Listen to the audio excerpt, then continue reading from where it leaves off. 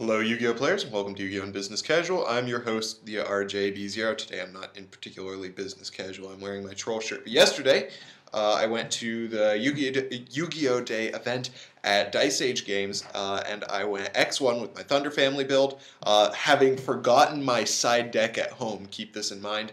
I would have gotten first place, but the only person who was XO because in his last match he bribed his friend to scoop when he was winning. Anyway, I was kind of angry about that at the time, but in the end it doesn't really matter that much. The build that I'm working with right now is I am kind of testing around with the traditional family values build, which I've been kind of experimenting with ever since the ARG Circuit series in Montreal, where it got second place. It's the version of the deck that I'm less experienced with. I'm definitely more of a Watt player, but it's very good, and I'm definitely warming up to it right now. So we'll start off with the 3 obligatory Thunder Seahorse. I don't need to explain this at all. If you don't know why it's good, clearly you haven't read the card. Then you've got your Thunder family lineup. You've got your triple Maw Hunter, triple Paw Hunter, double Sis Hunter. I've never really been the biggest fan of Sis Hunter, but I'm just realizing the extreme toolboxing potential of this card, especially with the Thunder Seahorse into double Sis Hunter play. And the more you toolbox with this card, the more advantage you get, which means the more plays you can make later in the game. If you use recycling batteries and you get back a Sis Hunter, it increases the number of plays that you can make off of that one recycling batteries. It's just a much better card in this version of the build. I'm not saying that it's good for every build, but for this version, it's pretty much essential. And then, of course, the rest is pretty much self-explanatory as to why you run, how many you run. And then you have the double Violon Prism. This card is extremely good against Mermails. I apologize for the other noises going on around here. And so yeah, it's good against Mermails because you can go into that Crimson Blader play. It's also good against Heretics, and they absolutely have to defend themselves against the Crimson Blader because it just hammers in so much damage, and the more they try to defend themselves against the Crimson Blader, the more you block off their plays. And even more powerful against a lot of decks is when you go Stardust Spark Dragon with Violon Prism, and then you activate Emptiness during your opponent's turn, because then it's really difficult to get rid of. They basically have to have 2 MSTs and a way to get around the Stardust Spark Dragon. So there are a lot of good things that you can work with this card, and it also works even when you can't special summon cards. You can play it with a Thunder family monster and ram this into your opponent's monster, take the damage and then equip it to your monster and attack over their monster with it. There are just a lot of great things that you can do with Violon Prism. Then I've got 2 Maxi. It isn't good against every deck, but it has applications against every deck. You're almost always going to have Maxi live to a degree, even if you're only going to get the 1-for-1 out of it. But against the decks that it's good against, like 3.5 Fire Fist and Madolches, it's absolutely necessary, and it's also very good against Mermails. Then you've got, of course, the final obligatory Honest. So that's the monster lineup. We'll go into the spells. First off, the Great Evil Triple Duality. I still don't like this card, but I have to admit it's essential for this build because of how important to the traditional build, the pure family build, it is to get your Thunder Seahorse into your hand early game. I wouldn't run it if I didn't have to, but I do, so I run it at 3. Then you've got triple recycling batteries. A lot of people run this at 2. I don't understand people who run this at 2. It's like if Infernities were allowed to run 3 launcher and they only ran 2 of them. It just seems silly. Late in the game, this card is freaking amazing. If you've got Sis Hunters in your graveyard, you can grab those back and you can just keep gaining advantage later game. And this just creates an incredible grind game for this deck. And it also provides a viable alternative for Thunder Seahorse if you don't open with it. If you open with like this and 2 Thunder family monsters, then you're actually in decent shape to play against your opponent until you actually do draw into that Thunder Seahorse. So it's a great card, absolutely necessary at 3. Then I've got the triple space for your back row removal, and then a Dark Hole and a Book of Moon. Book of Moon is something that a lot of people are omitting recently, but I think that it's absolutely essential. If your opponent puts like a bear on the board, you can book it and you can run it over next turn. If you're playing against Madolches and they put down Hoot Cake, you can flip that Hoot Cake and stop them from continuing their OTK. There are just a lot of great things you can do with Book of Moon. Also good against Constellars, things like that. So that's the spell lineup. Onto the traps. We've got double Deprison, double Mirror Force, double Trap Stun, double Roar.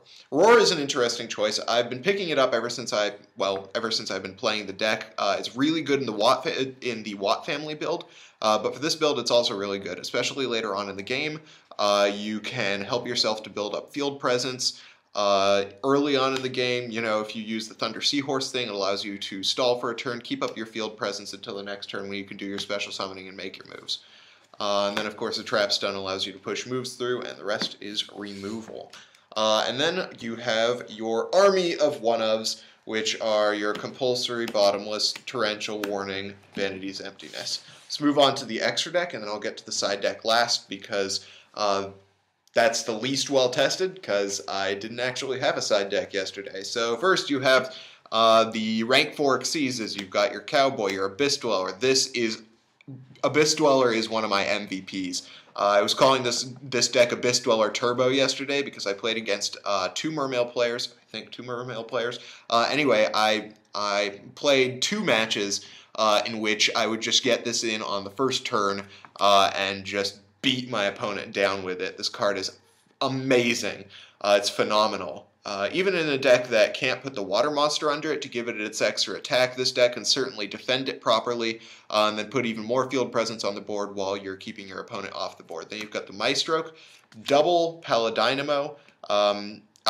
If and when I do get an Exciton Knight, I'm probably going to replace one of my Paladynamos with it. But meanwhile, I'm running 2 just because it's an amazing card.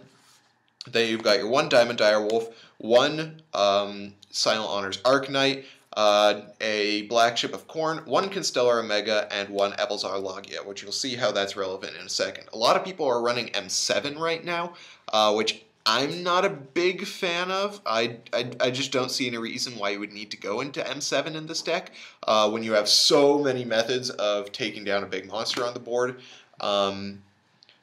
M7 just seems like a liability to me.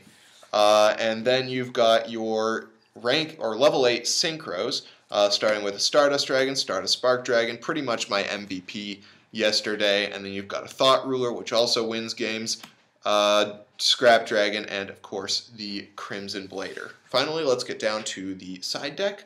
I'll give you guys a couple of things to consider about things that I've been considering running in the recent past. So you've got the double Veiler. It's good against Madolches. When you can't get that Maxi, you can at least Veiler the Hoot Cake.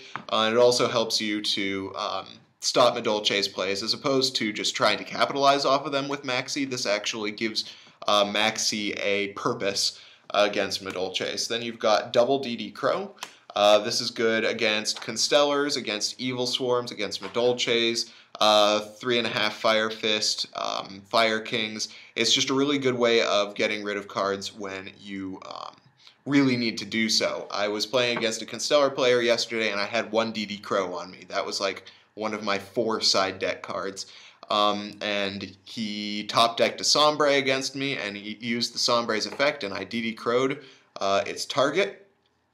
And that was basically the end of the game. So DD Crow is a fantastic side deck card, even for this deck. You've got 1 Fossil Dyna just for extra Evil Swarm removal. Then your side deck traps, you've got the triple DNA surgery. Double is the common thing, but in this case, the sooner you get DNA surgery, the sooner you get Logia. And against the decks that DNA surgery is, and for the decks that the DNA surgery is good against, it's really good. So if I can put this DNA surgery on the board early game, I can put a Logia on the board early game, I can put a Dolka in the board early game if I feel like running Dolka. But Logia on top of a DNA surgery against things like Boojins and against things like, spell books, it's just amazing. Then the rest of the traps, you've got double Imperial Iron Wall, good against spellbooks, good against rulers, and good against Boojins. Then you've got 1 Overworked for Fire Fist, 1 Soul Drain for Mermails, 1 Dust Tornado, and then your spells are 1 Xyz Encore and a D-Fissure. If I had a second Xyz Encore, I would probably use it over the second, or over the D-Fissure. So that's the deck. There are a couple of things that I would consider running that I've just been kind of thinking about recently. One of those things is Crazy Box, because there are a couple of applications for that card in this deck, and it just makes plays with things like Eradicator and Deck Tevi a lot more live and a lot more viable. And one of the things I've been realizing about Deck Devi recently is it's good against 2 of the decks that this deck has real issues with. The first is Harpies, because keep in mind that Channeler, Harpy Lady 1, and Dancer are all 15 under while they're in the hand.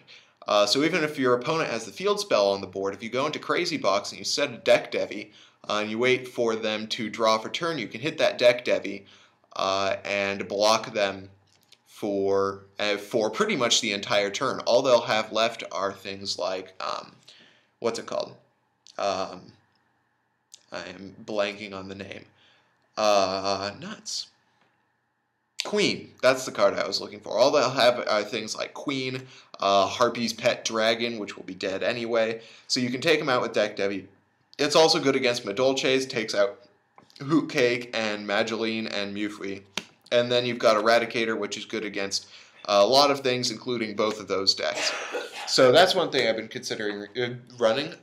Also, once Cyber Dragons become a thing, you can run Cyber Dragon and Chimera Tech in this deck. It doesn't take up that much side deck room, and it's going to be really effective once that deck is around. Of course, Thunder King is another really good thing against spellbooks, against what's it called? Against Madolche. It's good against pretty much everything but Mermails this format, and I suppose to a degree Fire Fist, since they can put Bear on the board. But Thunder King is really good. Then you've got the 1 Prohibition that you could run, which is a nice tech. I had just one on me kind of randomly yesterday that I used in my like 4-card side deck.